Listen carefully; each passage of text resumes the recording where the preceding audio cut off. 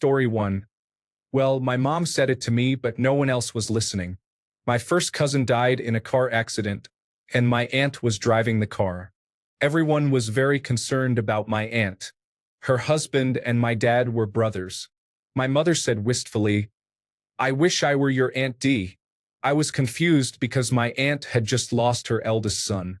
I asked my mom, "You wish my brother had died?" My mother laughed at me like it was the silliest thing she had ever heard. "Oh, I don't want anyone to die. I just want the attention. Don't be so melodramatic." I was shocked that my aunt had gone through the most traumatic event in her life and my mother was jealous of the attention she got. Creepy. Story 2. "It's just because they want me to conform," said an alcoholic mother to her 5-year-old daughter over the phone.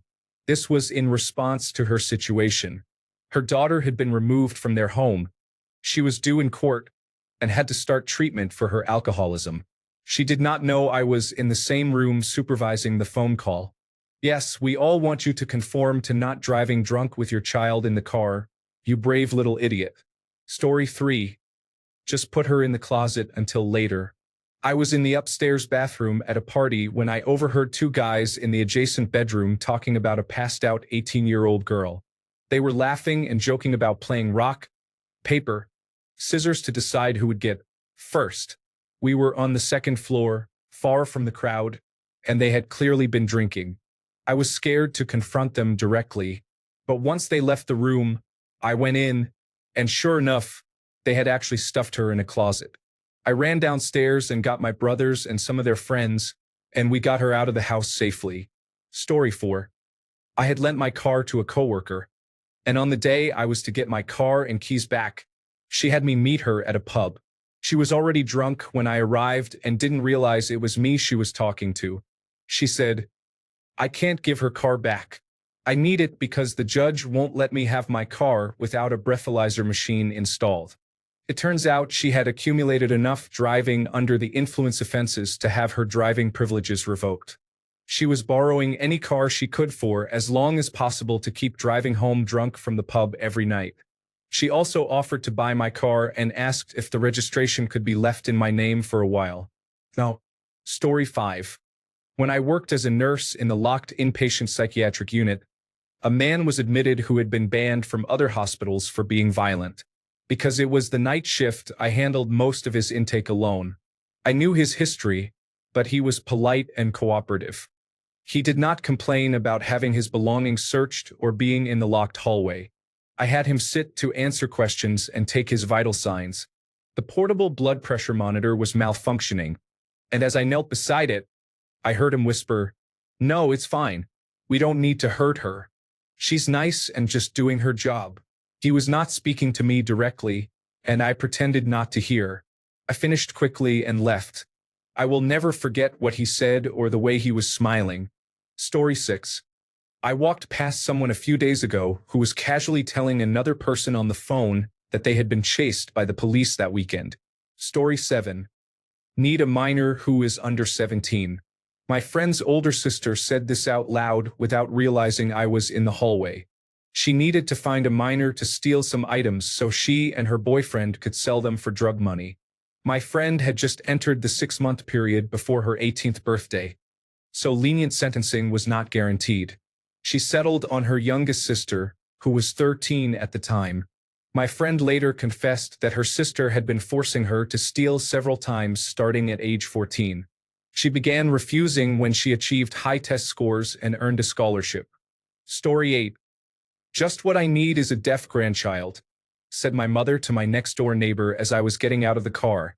I had just given birth to my second child, and he failed the newborn hearing screening test. He is deaf. Story 9. Ending a conference call with "Thank you, everyone. I will talk to you tomorrow." Then quietly, "I really hope I do not wake up tomorrow." Story 10. I worked as a clerk at the front desk of the emergency room, so I would take your basic details after you had seen the triage nurse. A man saw the triage nurse, then came to me. He sat in the waiting room chair directly opposite me and began to talk to himself about how he was going to follow me to my car after my shift, hit me over the head, put me in his car, drive me out into the desert, and then he vividly described how he was going to harm me. I finished my shift later, looked up, and a large security guard named Al was standing by my desk. He walked me to my car for about 2 months. Story 11. This was about 30 years ago. I was a temporary employee at a health insurance company. I processed claims. I had a lengthy commute, so I arranged to come in an hour later and stay an hour later to avoid rush hour. I was in my cubicle working. The office was practically empty. There was a man named Wendell who was horrible. He had no work ethic and no sense of appropriate behavior. I had witnessed and overheard Wendell sexually harassing my coworker Bobby on multiple occasions. Wendell was a couple of cubicle rows away, and I overheard him on a company phone talking to someone who apparently owed him money. He made several graphic physical threats to that person's safety. I did not know if it was about drugs, gambling, loan sharking, or something else.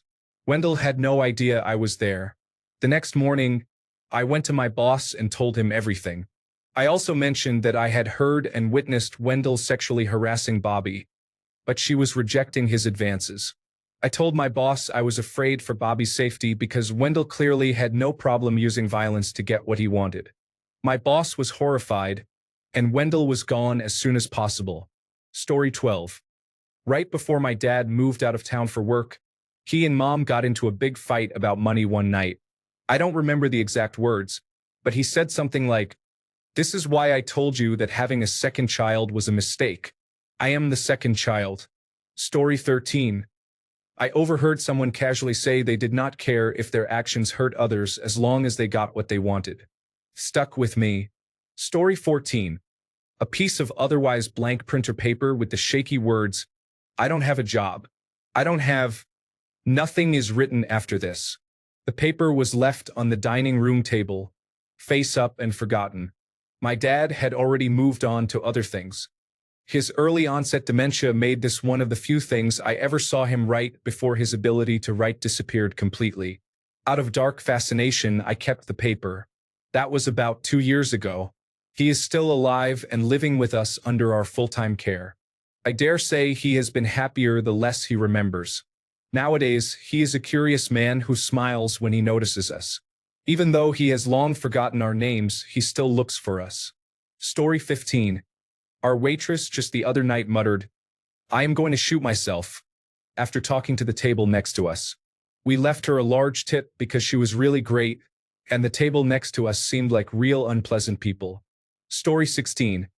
I am a social worker, formerly in family law, and I almost always advocated for the goal of reunification with the parent, as the foster care system can be harsh.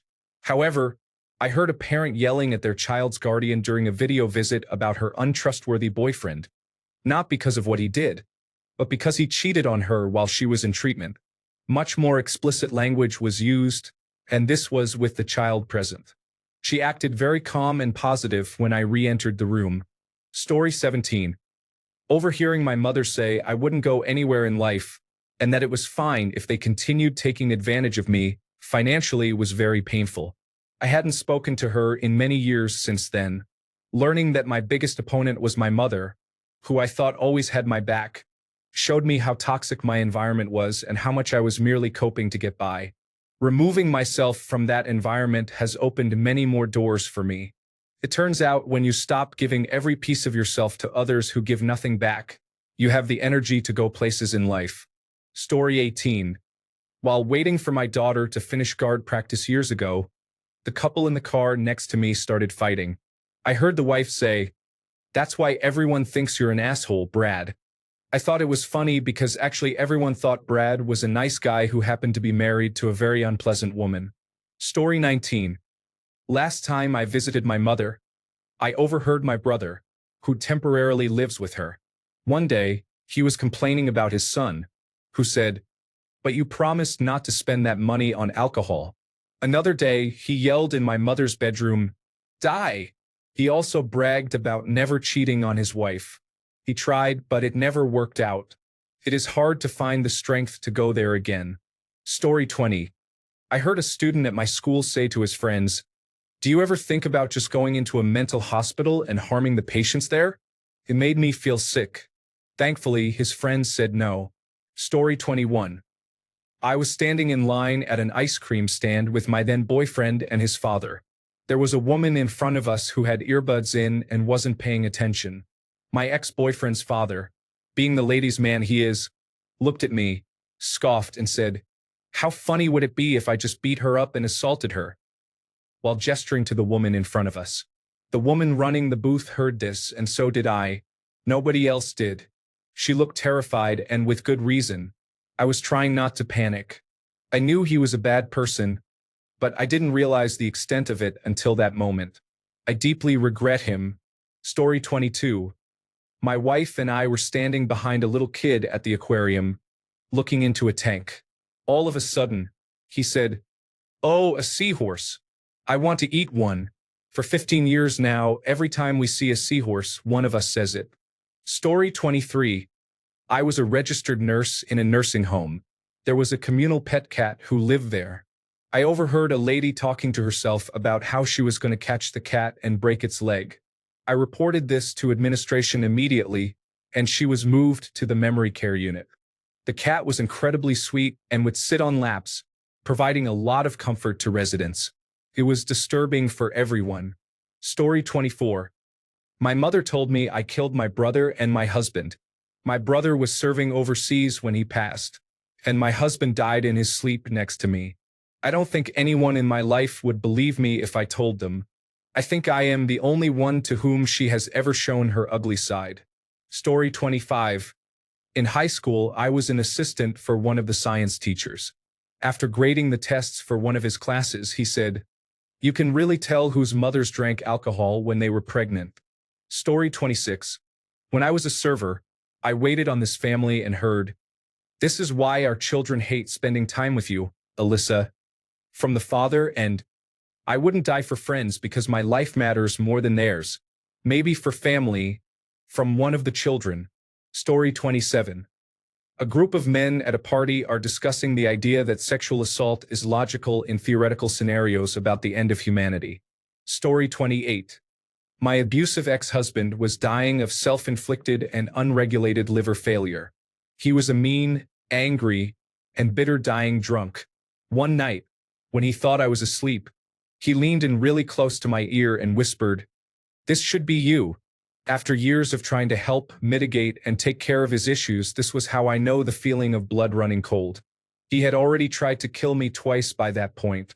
What we say about strangulation is very true. He meant it. Story 29. You can take care of yourself.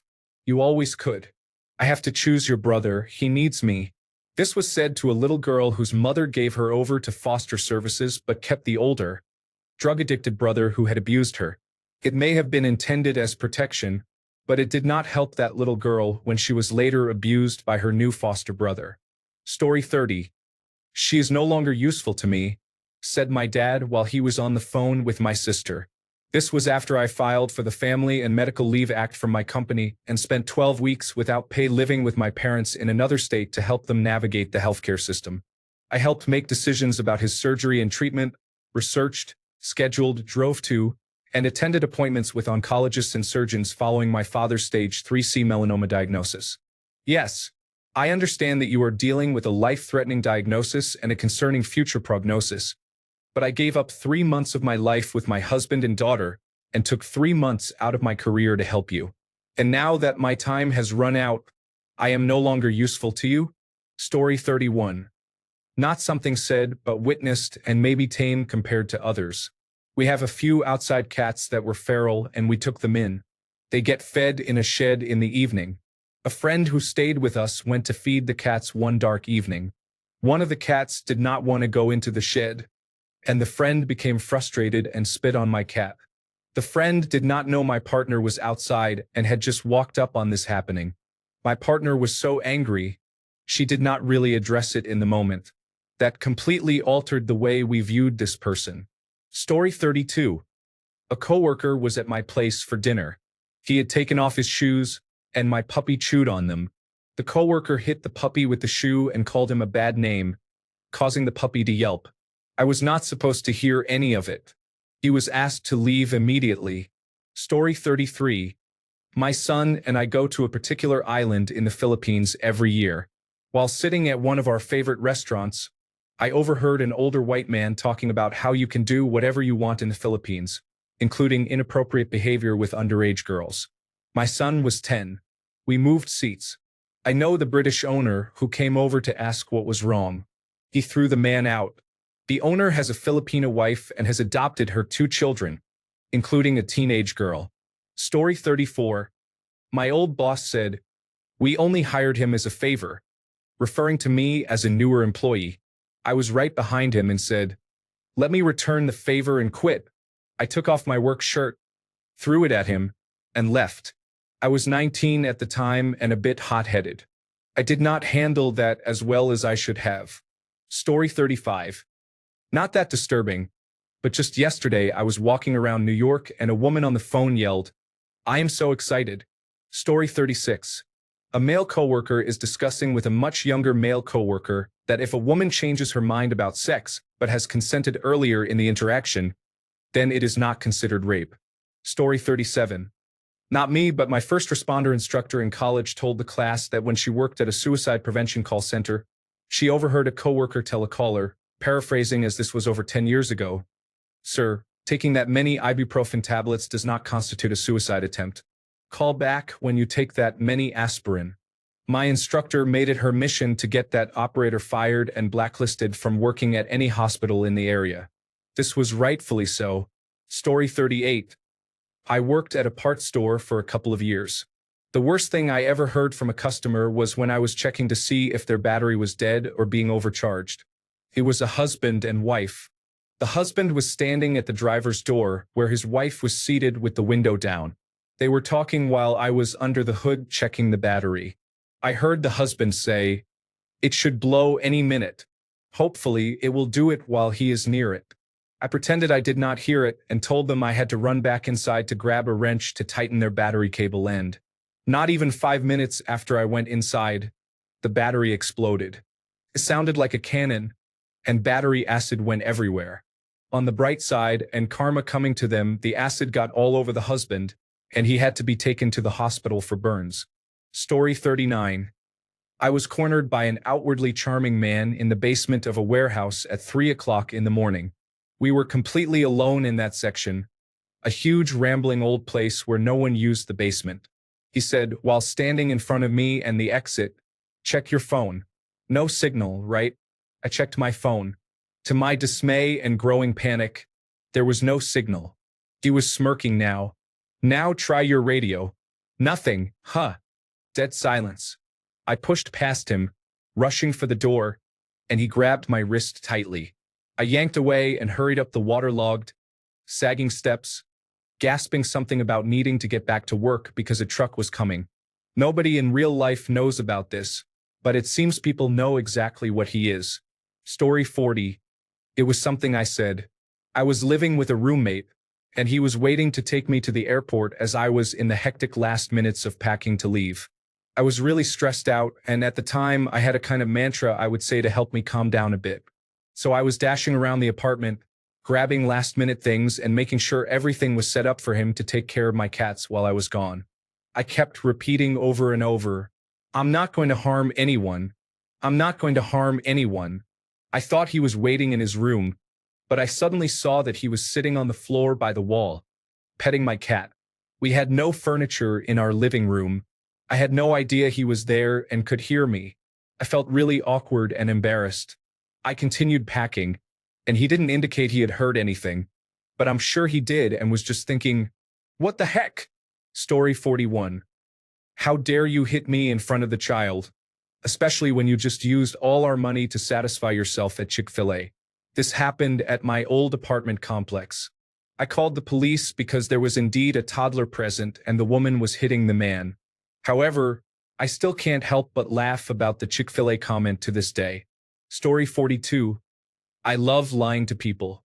I like to think of the biggest lie I can and see how far I can take it. I think it is funny. Someone who lied about small things, big things, anything. Story 43. My wife, who is from Quebec, and I were working in a hospitality town when we met another couple from Quebec working there. We eventually became friends with them. They were fairly normal, and the four of us got along well enough to start hanging out outside of work. As I did not speak much French at the time, we mostly spoke English together. One night, we went out to dinner with them and drank wine. At one point, the boyfriend, who was definitely drunk, forgot that my wife was also a native French speaker. He leaned over to his girlfriend and loudly whispered in French that he wanted to have sex with her and have my wife clean him afterward.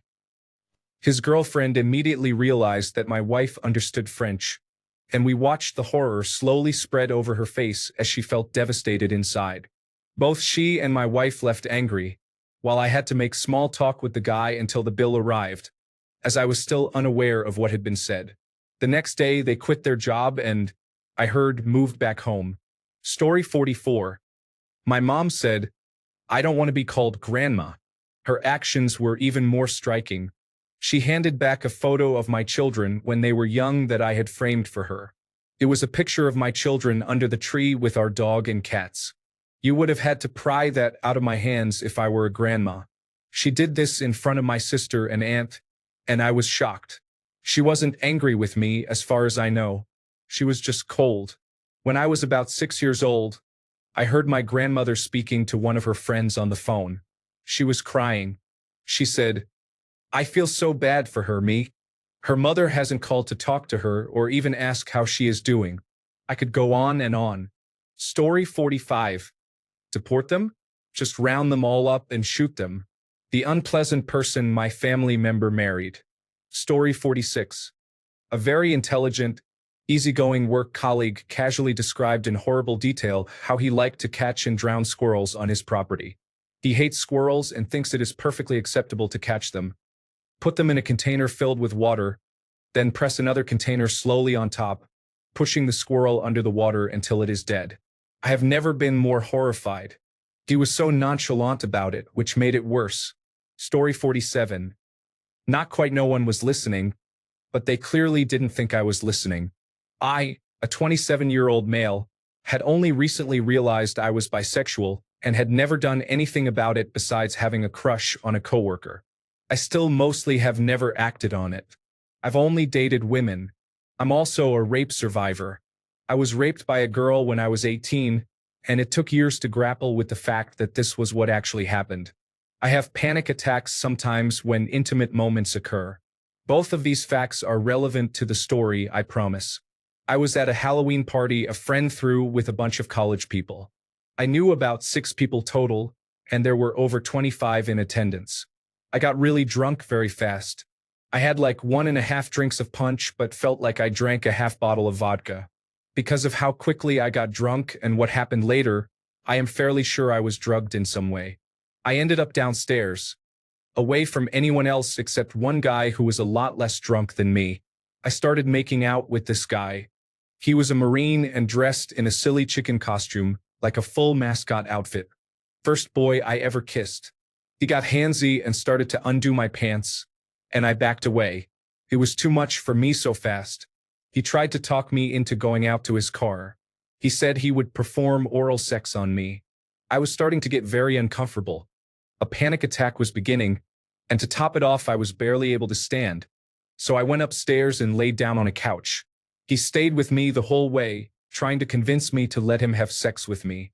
Eventually, he stopped hanging on me, and I told my friend, the host of the party, that he was being too much but I needed to rest. I drifted in and out of sleep, the kind of partial sleep that only comes when I'm very intoxicated and consciousness is clinging to the edge. While I was mostly unconscious, I heard the man and my friend arguing loudly. I opened my eyes a little to see them standing next to me, basically over me, as the man was trying to lift my dead weight to walk me out of the house. He said I agreed to a ride, that he was my ride home, and he was just taking care of me. He said we go way back and that she could trust him to make sure I got home safe. She knew that was false and was yelling at him to get out of her house. I don't recall how that argument ended, but I remember later sitting next to her while she was crying and apologizing to me. So, I narrowly avoided being raped by a stranger at a party because I was too drunk to defend myself and I overheard the man's plan. Story 48. Back in my hometown on leave. A friend who went to the local college invited us to a fraternity party. I went to the bathroom to urinate. In one of the stalls, someone was vomiting while three guys were arguing about pulling her pants down and a struggle was heard. I kicked the one closest to me, who slammed into the stalls. The other two scrambled to their feet but were so drunk they were having trouble. They kept begging me not to tell anyone, saying they were just teasing her. I picked her up and took her to my parents' house because she couldn't tell me where she lived. The next morning, she woke up alone and confused in my childhood bedroom. She remembered bits and pieces but not coming to my house. Story 49. Years ago, my former boss ranted on the phone about a visit to her granddaughter. I was sitting next door. She complained about how the girl had dared to sit on her uncle's lap and flirted, saying how she would probably manipulate all the men in her life in the future. What an inappropriate remark. Mind you, her granddaughter was 3 years old at the time. I felt sick for days afterwards. Story 50. Once, I heard someone mumble, "Too many funerals." I had no idea what the context was, but the way it was said was almost comedic, so it always stuck with me. Story 51. I was in a bathroom in a bar when two women came in, talking about how one of their boyfriend's wives was in the bar. The girlfriend said, "I always make friends with my boyfriend's wives." Like, what the heck? Story 52. Not said, but I happened to glance down at my mom's phone, and she and my sister were talking negatively about me. I was 15. I would explain what they said, but there is a lot of context. Ultimately, I saw what they really thought about me. Story 53. If my girlfriend ever got an abortion, I would kill her, too. This was overheard from a fraternity member urinating off the side of the porch as I was tagging along with my ex and his roommates, who were desperately trying to get into the fraternity party. I did not want to be there to begin with, and they obviously did not want us there. Story 54. My former neighbor, who was an old witch, had a Staffordshire Terrier. He was vicious and aggressive. One day, I was resting at home in my bedroom with the windows open, and I heard her open her sliding glass door and let her dog out. I heard her say to him, "Go get her, go on, go get her." I wondered what was going on, so I looked out the window. She had set her dog after a cat that had gone into her back garden. Told you she was a witch. Story 55. Two individuals at a McDonald's were talking about how they planned to follow me, hit me on the head with something, and steal my backpack. Luckily, my bus stop was right outside, so I sat on the McDonald's steps waiting for the bus. Sure enough, they followed me out a few seconds later, but then just wandered off when they realized I was waiting for the bus in plain view. Story 56. I was the first person, just a civilian, checking on a young woman trapped in her car after a severe car crash. All kinds of fluids were leaking from the vehicle. She whispered, "Please don't leave me. I can't get out and I can smell gas." I couldn't fully reach her because she was trapped under the barrier on her side of the road and could not free her leg. I told her to try to relax to avoid causing further damage to her leg. She asked me to promise that I would do everything to pull her out no matter what if the car caught fire. I promised her that. Luckily, help arrived quickly and nothing further happened. 38 years later, I still wonder if I would have had the courage to dive headfirst into a burning car to save her. Story 57. A friend of a friend at a party, a really pleasant, quiet guy who did not drink. He got absolutely drunk and confessed he killed his childhood sexual abuser. He hid the body, and although he has not been back, he thinks it has not been found and never will be. The morning after, he was terrified. We all reassured him no one heard what he told us, as we were not listening. Story 58. I wish I could remember exactly what was said. On an empty day at Dolores Park, maybe 2014, I overheard a kid ask her very wealthy-looking mom, "When do we go back to the moon?" The mom replied, "We don't talk about that." Freaked me out. Story 59. Years ago, my grandmother and brother were talking, not knowing I could hear. They were discussing how my autistic sister, who is high-functioning but blunt, should be sterilized because they believe she should not have children due to her condition. Only my wife knows about this. My sister has a college degree and is very intelligent. I just describe her as extremely blunt at times. Story 60. On a gross but lighter note, well, Your career as a hand model is over, muttered the nice doctor who was stitching me up after an accident in which my hand got caught between my bike and a gravel road. I had been instructed to lie down and face the other way because it was not pretty. My girlfriend was on that side trying to keep me distracted, and we were in a busy emergency room, so I don't think he thought I'd hear. I burst out cry laughing, which I'm sure made him feel great. My career as a hand model ended before it started, but my hand is fully functional and pretty normal looking, all things considered. Thanks to him, I also learned that you can just Frankenstein sew fingernails back on to protect the nail bed, and that hand and finger injuries can be extra hilarious because sometimes you get so much gauze wrapped like a big novelty baseball mitt and have to keep it elevated above your heart for the first few days so everyone can see. Story 61. My uncle's wife, who had never met me, said I was faking my depression for attention when I was 14. I am 34 now and can confirm I do have depression. Forget her. Story 62. Some man was in the cafe area of the grocery store where I worked, talking on the phone about how he was going to go beat someone up. I don't care if I kill him. Police are after me anyway. He definitely was not being sarcastic. Story 63. Yeah, that's her with the gold. I better use some breath mints just in case I start kissing her. You know, I'm automatically attracted to beautiful people. I just start kissing them. It's like a magnet. Just kiss. I don't even wait. And when you're a star, they let you do it. You can do anything. Grab them by the private parts. You can do anything. Story 64. My former boss was on the phone with someone and said, I need this kid like I need a hole in the head. His wife had just become pregnant. Story 65. Just 30 minutes ago, a man asked, does this meal come with a tampon? When he ordered a healthy meal, trying to appear more masculine in front of his father. Story 66. 20 years ago, I was a lifeguard and overheard two boys mercilessly bullying a third, calling him gay boy and other offensive names. When I went on break, I found them by the snack bar and told them they were disgusting. They could not have been much more than 14. Story 67. One of my supervisors closed his office door last week and ranted about the plight of white men and how terrible women are. He also made an insult about the Black Lives Matter movement. He always closes his door when he does not want me to hear him swearing or freaking out, but I can still hear everything. Story 68. I overheard two students studying psychology and psychiatry, as both courses had classes together, talking about how mentally ill people should not have rights or be treated as people by the state. At the time, I was having a hard time asking for help with my mental health, and this made it even worse. The idea that if there are students who think this, there are also definitely practicing professionals who agree, gives me chills. Story 69. When I was working as a teaching assistant teaching computers to teenagers, I overheard one of the special needs teachers saying to another that they should be allowed to discipline some of these students because that is the only thing they will manage to understand. This is not the only inappropriate thing I have heard in the same context and setting, but it really stuck with me because of how casually she said it. Story 70. The first time I heard my mother saying, "Oh God, I wish he dies in a road accident," she was talking about my father. Years later, she started saying and praying this in front of me.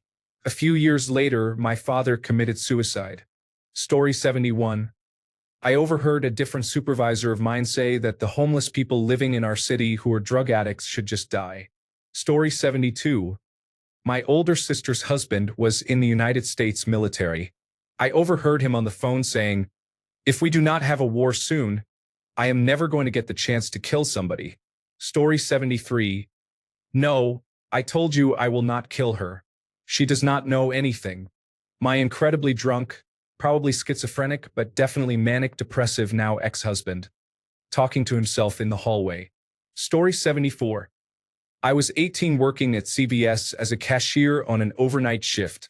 A very attractive young lady, maybe around 25, came into the store and without glancing in our direction continued walking down an aisle until I lost sight of her. I was about to go back to my phone and continue a game I was playing when I heard a man whisper to himself, "I would love to harm that woman." I immediately glanced up and looked in the direction the voice came from. I saw my male coworker standing there looking toward the direction the woman had walked past. He then looked to his side, saw me, and just walked away. I was stunned, terrified, and unsure of what to do. Life up until that point had not prepared me for this situation. Story 75. My dad was difficult, and I'm relieved he has passed away. When I was about 15, I was up late reading when I heard him stumble down the hallway, intoxicated. I hid the book and pretended to be asleep when he opened my door. I heard him say, "I am not attracted to my teenage daughter," as he watched me sleep. To his credit, that was the only incident of that nature, and it was only words. Even so, to this day it makes my skin crawl. I felt so vulnerable. I never told my family because he did many other terrible things openly, and nobody helped me, so why would this be different? Story 76. My male coworkers were discussing the kind of personality characteristics that make a girl easy to date rape and knowing that she will be too ashamed to go to the police. 4 of them over lunch. It is really hard to live with the idea that you can find 4 men in one office who think date rape is acceptable. What are the rest of the men like that I am not overhearing? Story 77. Paramedics should replace their naloxone with morphine and just finish off drug addicts when they overdose. We should taint methadone to kill off addicts in rehabilitation. If I ever found out my children did drugs, I would have a very late-term abortion. My neighbor's son-in-law loudly declares his views.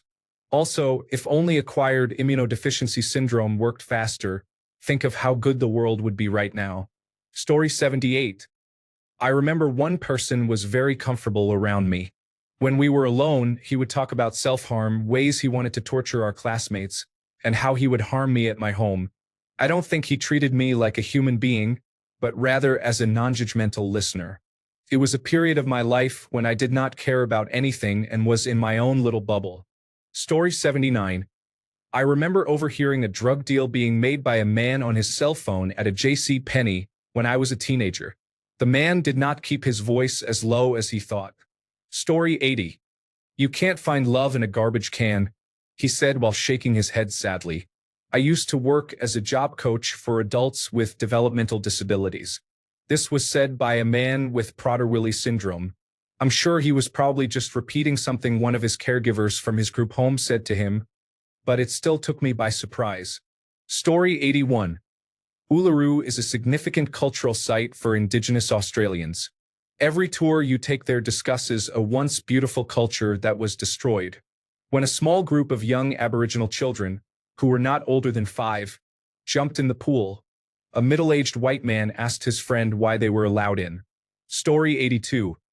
I was on a Disney cruise dropping my youngest sons at the Discovery Club for toddlers, and a girl their age said, "If I do not find a husband on this cruise, I do not know what I will do." Story 83. I was waiting for a table as a 15-year-old at a breakfast diner. This was over 20 years ago, and I still remember it vividly. A family of 4, the mother and children, all looked scared. They politely placed their orders, and then the father told me to never have children. It was disgusting. Story 84. Why can't she just allow the medication to take effect so she can stop embarrassing us? She will never be as intelligent as we are, and she is only moderately attractive. She has nothing going for her. She should just ingest the entire bottle. Story 85. I was standing in a dark part of a street vaping, waiting for a rideshare. A young lady who looked like she had just come out of a rave or nightclub, around 18 or 19 years old, walked past me wearing typical club attire. Platform shoes, a fur top, and short shorts. It was about 3 o'clock in the morning, and I didn't give her a second thought. The next moment, 2 older gentlemen, who looked roughly 50 or 60 years old and were dressed in business attire, walked past, and one said to his companion in a low, predatory tone, "This one's advertising what she has on the menu." It made my skin crawl. Story 86. I was shopping in a clothing store. I overheard 2 elderly German women talking about Jewish people. I was mortified. They were discussing how sad it was that the concentration camps are of no use now. They were old enough to be the children of World War II German soldiers. Story 87. Overheard a child swearing at himself.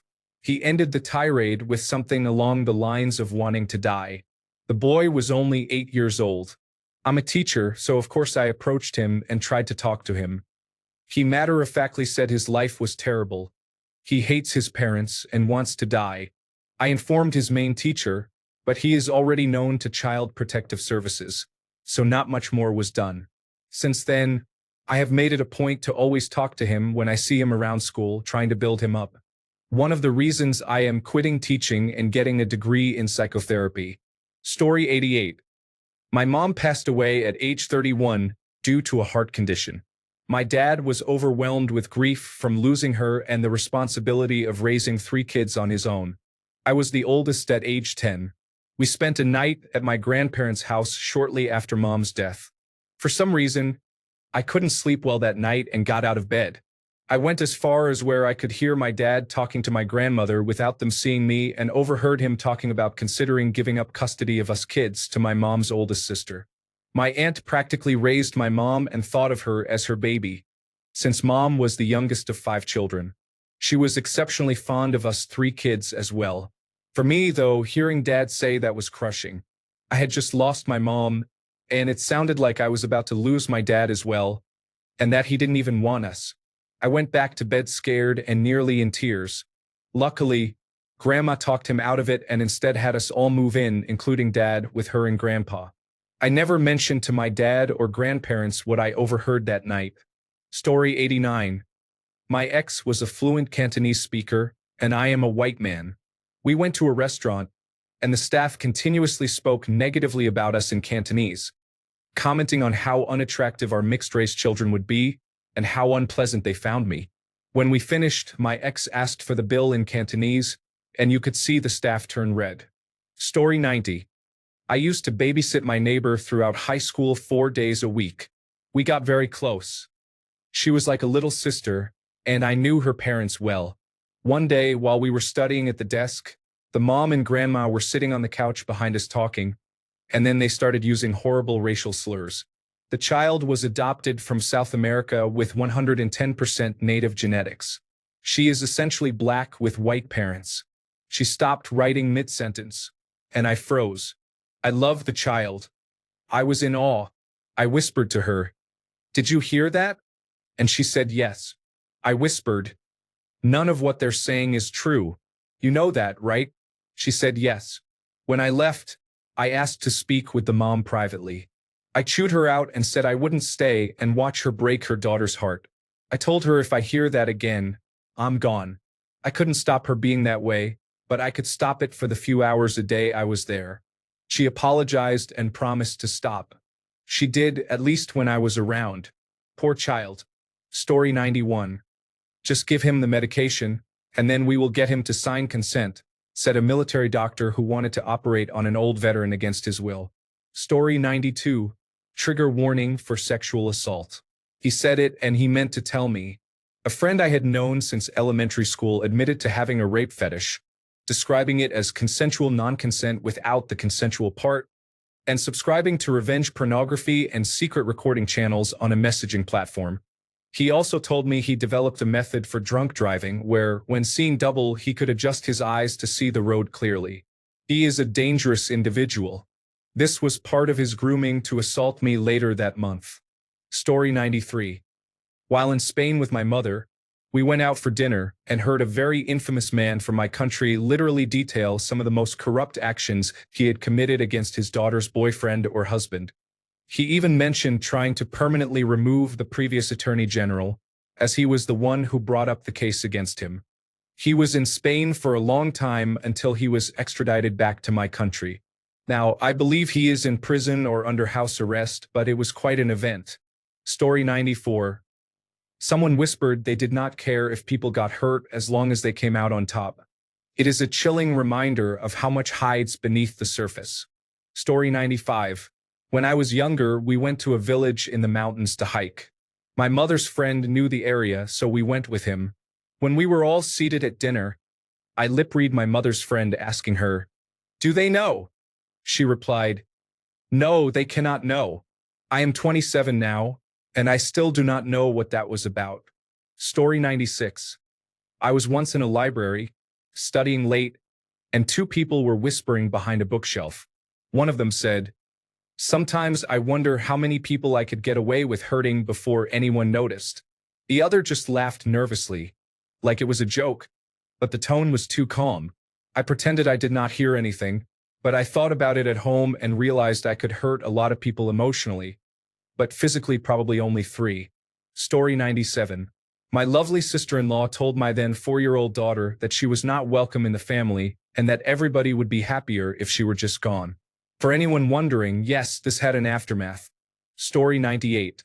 While at the park, and they thought I was pushing my children on the swing, I overheard my mother-in-law tell my wife, "There is no reason to stay faithful all the time." Story 99.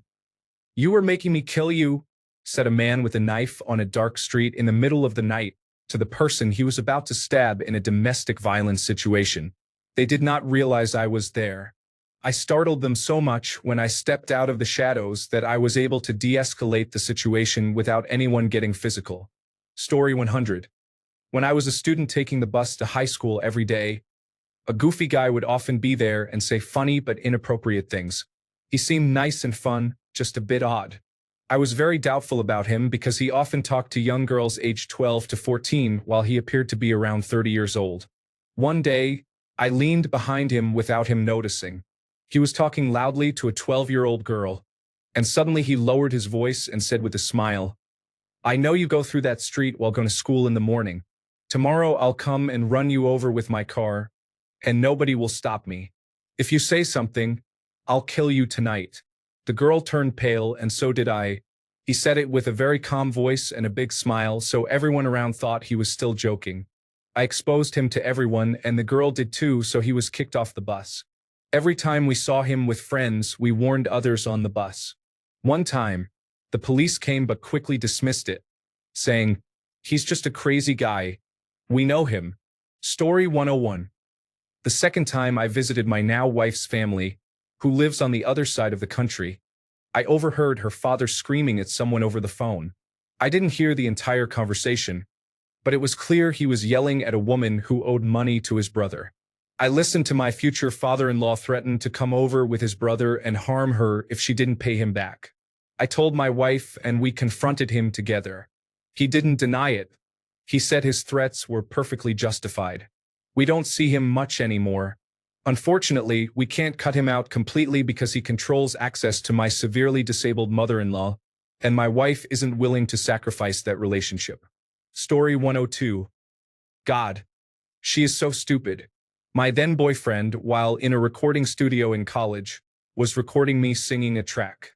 I was confused about something technical, and he had not realized he had left the two-way microphone on, so I could hear him talking to someone else in the booth about me. It was not really disturbing, but it has stayed with me for many years. It was a horrible light bulb moment that I could never fully trust someone, no matter how much I thought they loved me. It has affected many of my relationships as an adult. Thanks a bunch for sticking around till the end of the video. Remember to subscribe, and until next time, stay awesome and goodbye.